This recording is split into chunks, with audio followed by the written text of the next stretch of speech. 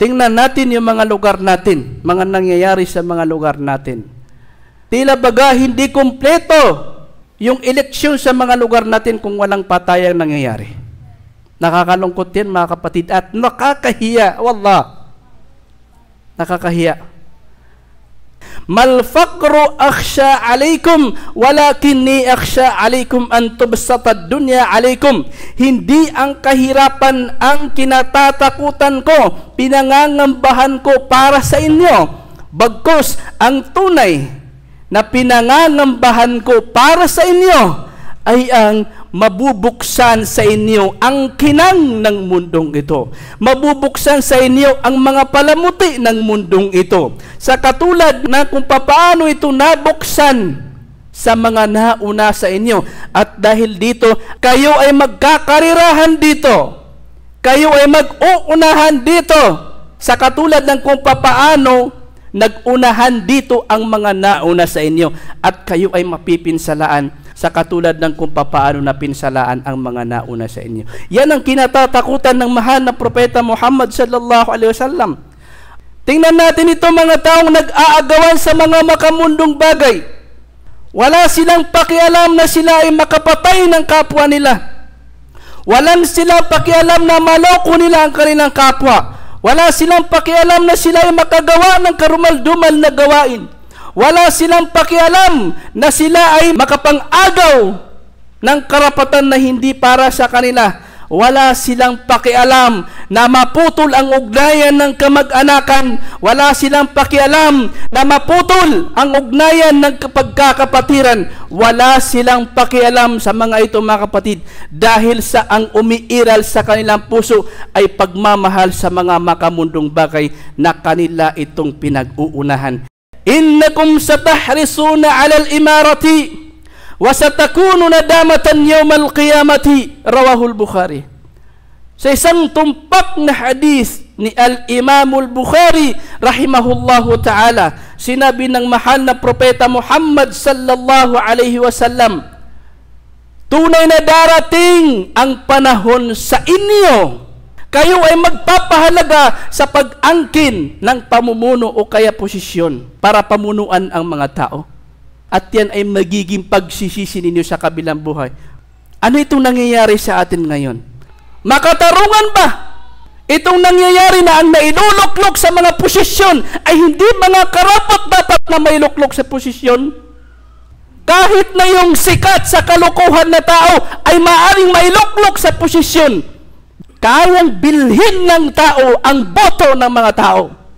Kayang paikutin ng mga tao ang utak kukutin ng mga tao. Kayang bilugin ang utak ng mga tao dahil sa pera. Madali na lang ibenta ngayon ang dangal ng tao sa kakarampot ng makamundong bagay. Wallahi al-azim mga kapatid, napakahirap baguhin ang sistema na nakaugalian ng mga tao ngayon sa mga lugar natin, sa kung paano na iluluklok ang mga tao sa mga posisyon. Nakakalungkot na kung sino pa yung may magandang mga plataforma, may mga magagandang hangarin, may mga malilinis na motibo, sila pa yung naiit sa puwera at hindi ibubuto ng mga tao dahil sa makamundong bagay. At kung sino pa yung sikat na sikat sa kalokohan dahil sa pera, ay kayang mailuklok ang kanyang sarili sa posisyon. Tunay na darating sa inyo ang panahon, sabi ng propeta sallallahu alaihi wasallam, darating sa inyo ang panahon na kung saan kayo ay magpapahalaga. Kailan gano'n ko kadato? Kayo ay magpapahalaga sa pag-angkin ng pamumuno o kaya posisyon para pamunuan ang mga tao. Dahil sa pagpapahalaga na yan na wala sa lugar, kaya ninyong pumatay ng tao. Kaya ninyong idanak ang dugo ng tao. Kaya ninyong manloko ng tao. Kaya ninyong manira ng puri. Kaya ninyong gumawa ng karumal-dumal dahil sa interes ninyo. Nang dahil dito mga kapatid sa Islam, sabi ng propeta, wasatakunu nadamatan yawmal qiyamah, at yan ay magiging pagsisisi ninyo sa kabilang buhay. Noong unang panahon, sa mga sahaba, kinatatakutan nila ang pamumuno sa mga tao. Alam nila na ang pamumuno pagiging pinuno ay napakalaking responsibilidad. Ngayon mga kapatid, anong nangyayari? Naging negosyo ngayon ang pamumuno mga kapatid. Ano ngayon ang motibo ng mga tao ngayon na nais kunin yung posisyon? Pasintabi lang ang kanilang mindset, sige lang, gastuhan ko ito ng 1 billion, pag manalo ako na bawing-bawi din.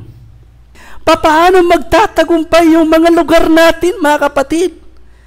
Hindi ang kabutihan, hindi ang kapakanan ng mga tao ang naghahari o kaya malaki sa kanilang puso, kundi ang kanilang sariling interest. Ang kabilang sa kanilang mga interest ay mabawi ang kanilang ginasto sa pangangampanya nila. Kung paano makarami, tingnan natin yung mga lugar natin, mga nangyayari sa mga lugar natin. Wallahi nakakalungkot. Tila baga hindi kumpleto yung eleksyon sa mga lugar natin kung walang patayang nangyayari. Nakakalungkot yan mga kapatid at nakakahiya. Wallah. Nakakahiya. La ilaha illallah. Pamakapakapkumpiran tanong na mas tutak na sumukar na tanong, igilasita matatago sa pragatan. Adisi ko mga ingad tanong. Ilayin tanong masuk ang buto sa giyang kay pragatan, knabap man langon. Kabilang-bilangan sa mga pulis. Bilang-bilangan. Nasi ko mga ingad tanong. Di tanuron kilay sa kalilintad. Kaya kasi ka sa ginawa. Patot na sir kita no kilay sa kalilintad. Tanto tanong kaya kilay sa giyang kay dunia. Dahil sa ang naghari sa ating mga puso ay makamundong bagay na makakakita tayo maraming mga lugar na hindi payapa yung halalan doon. Pag-aagawan sa posisyon, riot, pagrarambulan, wala nang takot yung tao na makapatay siya ng kanyang kapwa. Wala nang takot yung tao na magawan niya ng hindi makatarungan yung kanyang kapwa dahil sa pag-aagawan sa posisyon. Bakit pinag-aagawan? Dahil sa mayroong personal interest. Hindi ang kapakanan ng mga tao ang kanilang pinagsusumikapan. Bagkus sariling interest ang nasa puso't isipan nila.